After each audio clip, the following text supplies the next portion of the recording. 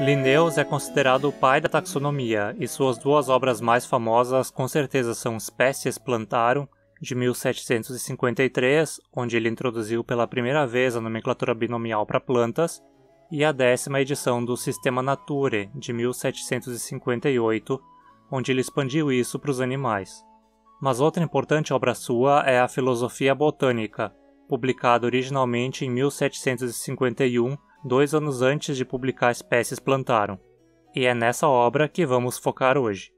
A Filosofia Botânica é uma obra na qual Linnaeus aborda vários temas botânicos, como a distribuição das plantas no mundo e uma descrição de seus aspectos anatômicos. Mas aqui vamos focar no capítulo 7 dessa obra, onde Linnaeus descreve como devemos proceder a usar e dar nomes para plantas.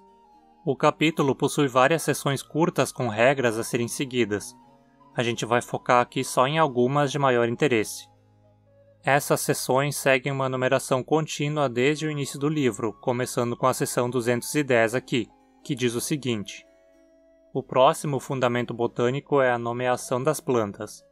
Se não sabemos o nome, perdemos o conhecimento das coisas. Essa é uma afirmação interessante e ainda muito pertinente hoje em dia, e demonstra a importância da taxonomia.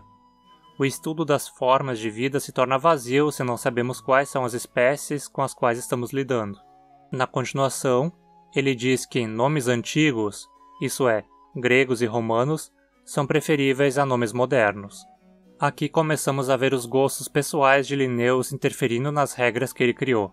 É visível ao longo de toda a obra como ele venera o grego e o latim, considerando essas duas línguas superiores a quaisquer outras. E muitos dos gêneros que ele criou são baseados em nomes presentes em obras de antigos escritores gregos e romanos. Na seção 211, Linnaeus diz que cabe aos botânicos, e só a eles, dar nome às plantas, pois só eles sabem distinguir os gêneros e conhecem os nomes antigos. Muitos idiotas deram nomes absurdos. Logo a seguir, ele dá uma lista de vários nomes absurdos que foram dados para gêneros que já possuíam um nome mais adequado. Entre eles estão o nome Pater Noster, ou seja, Pai Nosso, para o gênero Cyperus, e Oculus Christi, ou seja, Olho de Cristo, para o gênero Aster. Nas seções 213 e 214, ele comenta que plantas do mesmo gênero precisam usar o mesmo nome genérico, e plantas de gêneros diferentes precisam usar nomes diferentes. Isso pode parecer óbvio hoje em dia, mas naquela época, sem um sistema organizado, era comum se fazer confusão com isso. Ele cita, por exemplo, o fato de a laranja e o limão terem sido postos em gêneros próprios, Aurantium e Limon, quando deveriam fazer parte do gênero Citrus.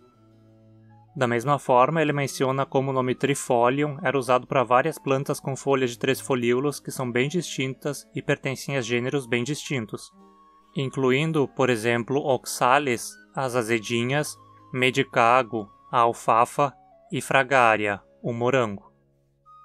Na seção 220, voltamos a ver o preconceito dele aflorando. Ele diz que nomes genéricos primitivos não devem ser criados. Palavras bárbaras são para nós tão primitivas que não são compreensíveis. Ele reforça aqui sua preferência por grego e latim, as únicas línguas que deveriam ser usadas em nomes de plantas. O termo palavras bárbaras se refere a qualquer língua que não seja o grego ou o latim, ou seja, línguas que para ele eram inferiores, que ninguém educado sabe falar e, portanto, não merecem lugar na botânica. Na seção 222, ele começa a mostrar que, mesmo usando só grego e latim, ainda há coisas intoleráveis. Ele diz que nomes genéricos formados de 2 palavras latinas unidas numa só são raramente toleráveis. Tais compostos são muito mais belos em grego, e o latim geralmente não os admite. Ele dá exemplos disso também. O nome comáurea, formado do latim coma mais áurea, era para ele uma construção grotesca e inadmissível.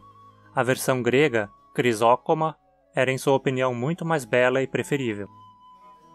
Mas ele dá o braço a torcer um pouco dizendo que admitimos alguns vocábulos latinos, mas que não sejam imitados no futuro. Ele provavelmente aceitou esses nomes por já serem de uso consagrado na época, mesmo os achando esteticamente condenáveis.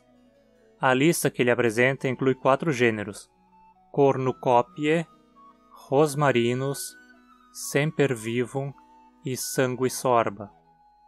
Na seção 223, ele continua com o tema de nomes compostos e diz que nomes genéricos formados da junção de um vocábulo grego e um latino, ou de outra forma híbridos, não são reconhecidos. Ele menciona alguns desses compostos híbridos não admitidos, incluindo compostos bárbaro-latinos, como tamarindus e morinda, e greco-latinos, como cardamindum, crisantemindum e sapindus. Mas olha só, apesar de ele ter dito aqui que tais compostos híbridos não são admitidos, ele usou vários deles, como tamarindus e sapindus, na sua obra Species Plantarum, que foi publicada só 2 anos depois. Hypocrite much? Enfim, a hipocrisia. Seguindo com compostos que ele desprezava, na seção 224 ele diz que nomes genéricos compostos de um pedaço de um nome genérico e outro nome genérico inteiro são indignos na botânica. Ele dá vários exemplos, tal como Lilium narcissus, Linagrostis e Laurocerasus.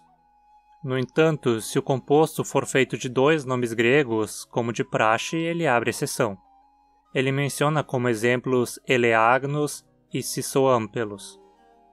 Na seção 229, ele volta a mostrar seu desprezo por outras línguas, dizendo que nomes genéricos que não possuem uma raiz em latim ou grego são rejeitados. Entre os nomes que ele cita estão Brunella, vindo do alemão, Sarsaparilla, vindo do espanhol, Persepier, vindo do inglês, Ribes, vindo do árabe, e Caapeba, vindo do tupi. Nomes bárbaros só são admitidos se eles forem moldados para parecerem uma palavra que exista em grego ou latim. Entre os exemplos que ele dá se encontram Thea, o gênero do chá, que tem origem chinesa, mas pode ser reinterpretado como vindo do grego Thea, deusa, e também Coffea, o gênero do café, que tem origem árabe, mas pode ser reinterpretado como vindo do grego kofeo, ficar quieto. Nomes bárbaros são admitidos gratuitamente, isso é, da forma como estão, só se seu uso precedente os fortaleceu. Ou seja, só se o nome já está muito enraizado na botânica é que ele pode permanecer, apesar de ser bárbaro. Ele dá uma lista enorme de nomes desse tipo vindo de várias línguas. Alguns deles incluem bixa, genipa, tulipa e yucca. Seção 236. Nomes genéricos não devem ser abusados, dando-os a santos ou a pessoas renomadas em outras áreas para conservar sua memória. Seção 237. Deve-se reter os nomes genéricos que fazem referência a poemas, deuses fictícios, reis antigos ou que promovam botânicos. Seção 238.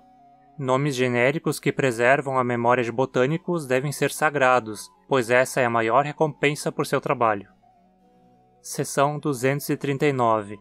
Nomes genéricos que sejam adequados às regras apresentadas devem ser tolerados. Nomes latinos obscuros, cuja fonte ignoramos ou cuja origem levanta dúvida, são aceitos, mas não devem ser imitados.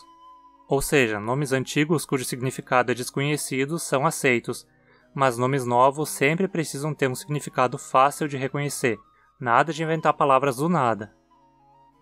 Linneu cita uma lista enorme de nomes latinos obscuros.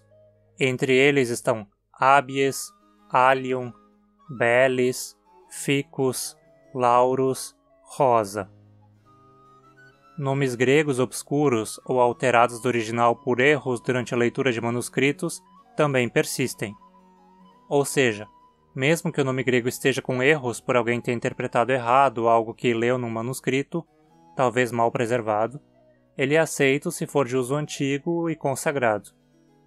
Da enorme lista que Linneu oferece, alguns dos nomes são Aloe, Cactus, Citrus, Cicas, Lichen, Taxus.